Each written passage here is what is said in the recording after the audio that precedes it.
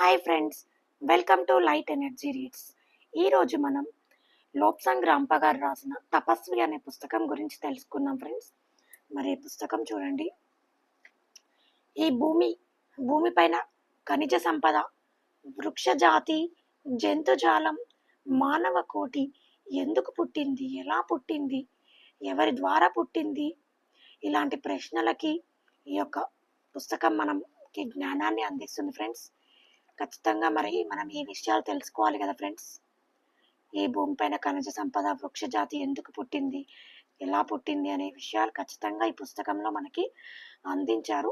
చాలా చిన్న పుస్తకం, కానీ ఈ యొక్క విషయాలకి మనకు ఆన్సర్స్ దొరుకుతాయి ఫ్రెండ్స్. మరి ఈ పుస్తకం కావాలంటే వెంటనే వాట్సాప్ మెసేజ్ చేయండి 9032596493.